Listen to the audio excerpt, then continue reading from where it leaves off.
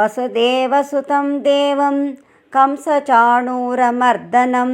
देवकी परमानन्दं कृष्णं वन्दे जगद्गुरुं मूकं करोति वाचालं पङ्गुं लङ्घयते गिरिं यत्कृपातमहं वन्दे பரமானந்தமாதவம்.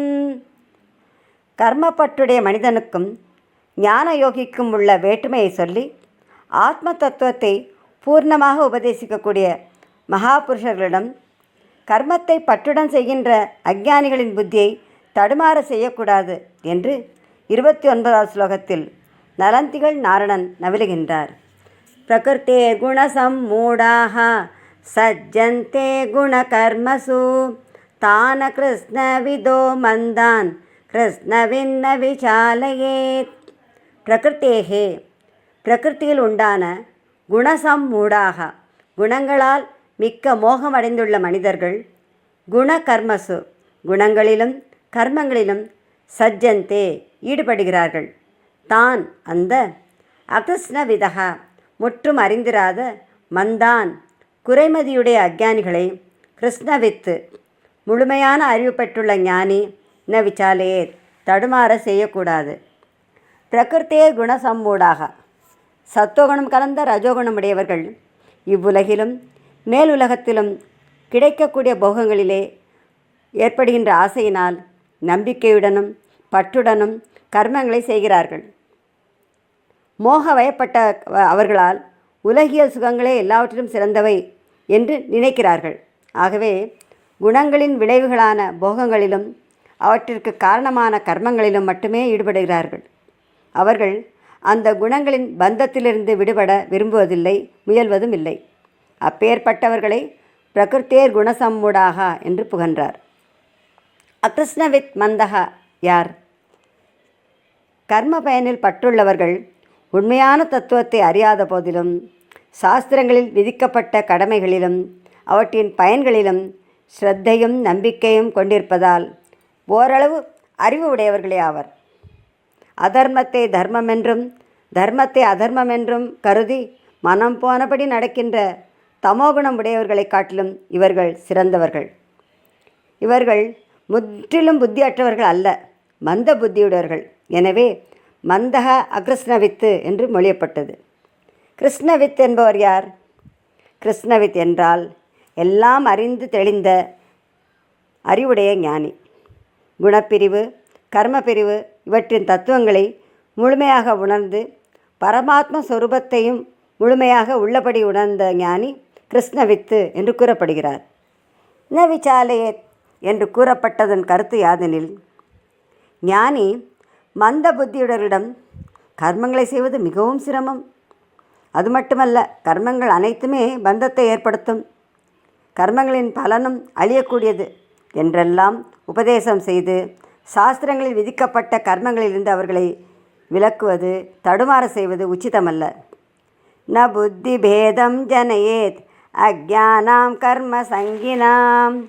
கர்மங்களை பற்றுடன் செய்யும் அஞ்ஞானிகளின் புத்தியில் குழப்பம் ஏற்படுத்தக்கூடாது என்று இதே அத்தியாயத்தில் 26வது ஸ்லோகத்தில் பத்ரி நாராயணன் பகர்ந்துள்ளார். சாஸ்திரங்களில் விதிக்கப்பட்ட கர்மங்களிலும் அவற்றை விதிக்கும் சாஸ்திரங்களிலும் அவற்றின் பயன்களிலும் அவர்களுக்கு உள்ள நம்பிக்கையை திடமாக்கி அவர்களுக்கு உண்மையான தத்துவத்தையும் போதிக்க வேண்டும்.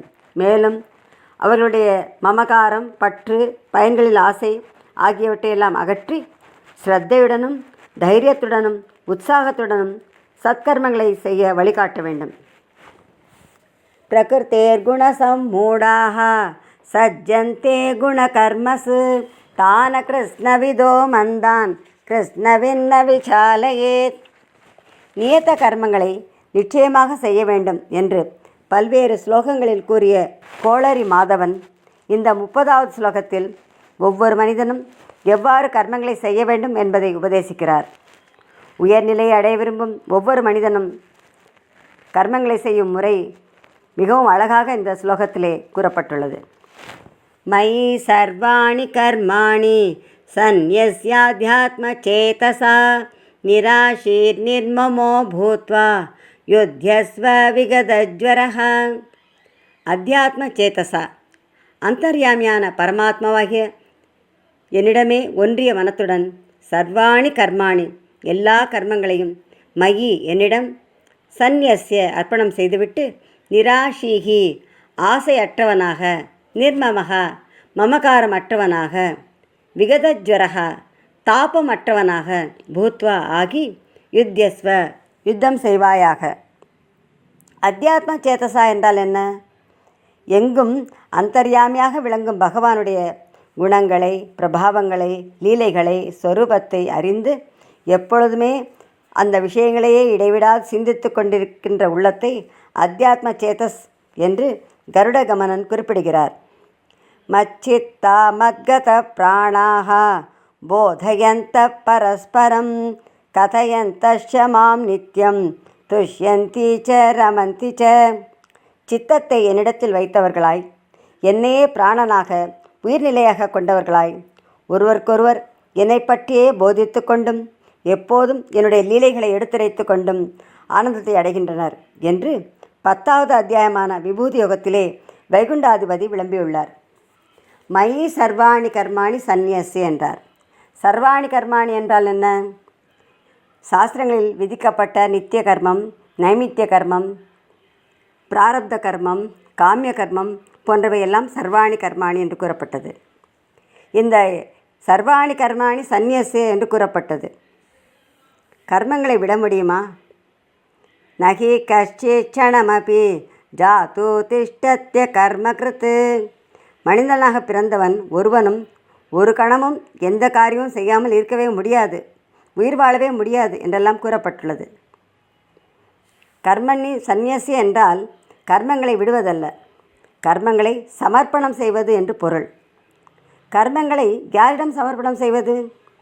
சகலத்தையும் அறிந்த சர்வஜனாய், சகல வல்லமை படைத்த சர்வசக்தி சமன்விதனாய், அனைத்தையும் ஆளுகின்ற சர்வேஸ்வரனாய், எங்கும் நிறைந்த சர்வ வியாபியாய், எல்லோரும் சரணடைய தகுந்த சர்வலோக சரண்யராய், கருணைய வடிவான காருண்ய விக்கிரகராய் விளங்குகின்ற பரமாத்மாவாகிய என்னிடம் எல்லா கர்மங்களையும் சமர்ப்பணம் செய் என்று யதுகுல நந்தன கம்ச நிகந்தனன் ஏம்புகின்றார்.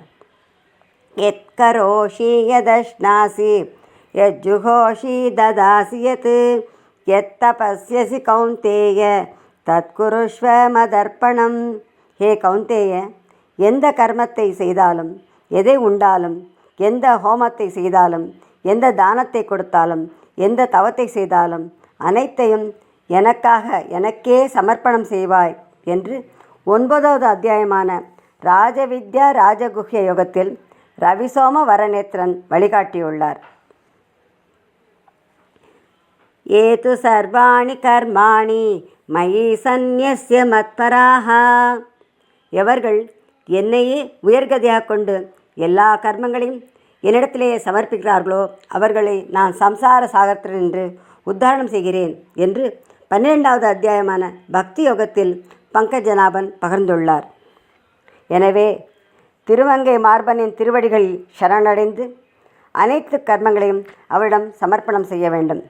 சர்வ தர்மான் பரித்யஜ்ய மாமேகம் சரணம் ரஜ அகம் த்வா சர்வ பாபேபியஹ மோட்சயிஷ்யாமி மா சுசஹ. எல்லா தர்மங்களையும் பட்டற விட்டு என்னை ஒருவனே சரணடைவாய், நான் உன்னை எல்லா பாவங்களினின்றும் விடுவிப்பேன், நீ கவலைப்படாதே என்று 18வது அத்தியாயமான மோட்ச சந்நியாச யுகத்திலே முகுந்த நாயகன் மொழிந்துள்ளார். இங்கு சர்வ தர்மான் என்றால் சர்வ கர்மான், அதாவது எல்லா கர்மங்களை என்று பொருள். கர்மங்களை பரித்தேஜ்ய என்றால் கர்மங்களை விடுவதல்ல, அதில் நான் செய்கிறேன் என்ற எண்ணத்தையும் கர்மபலனில் விருப்பத்தையும் விடுதலாகும். இவ்வாறு அனைத்து கர்மங்களையும் சர்வேஸ்வரனுக்கு சமர்ப்பணம் செய்யும் பொழுது நான் செய்கிறேன் என்ற கர்த்திருவமும் மறைந்துவிடும். பகவத் அர்ப்பணமாக செய்யும் காரியங்களில் பலனை விரும்புதல் என்ற போக்திருத்துவம் மறைந்துவிடும். நிராஷீகி நிர்மமக விகதஜ்வரக என்றெல்லாம் கூறப்படுகிறது. நிராஷீகி எதையாவது பெற வேண்டும் என்ற எதிர்பார்ப்பிலே ஆசை ஏற்படுகிறது. இந்த ஆசை உண்டாவதற்கு காரணம் என்ன? தியாயதோ விஷயான் பும்சஹ சங்கஸ்தேஷூபஜாயதே சங்கா சஞ்சாயத்தே காமஹ என்று 2வது அத்தியாயமான சாங்கிய யோகத்திலே சாமவேத கீதன் சாற்றியுள்ளார். விஷயங்களை நினைத்து கொண்டிருக்கும் மனிதனுக்கு அவற்றிலே பற்று உண்டாகிறது. பற்றினால் ஆசை உண்டாகிறது. விஷயங்களை நினைக்காமல் பரமாத்மாவையே நினைக்கும் பொழுது, அனைத்து கர்மங்களையும் அவரிடமே சமர்ப்பணம் செய்யும் பொழுது எந்த செயலிலும் எந்த எதிர்பார்ப்பும் ஏற்படுவதில்லை. எந்த எதிர்பார்ப்பும் இல்லாதனால் எந்த ஆசையும் ஏற்படுவதில்லை. அவன் நிராஷிகி என்று கூறப்படுகின்றான். நிர்மமஹா மமதையற்றவன் என்று பொருள்.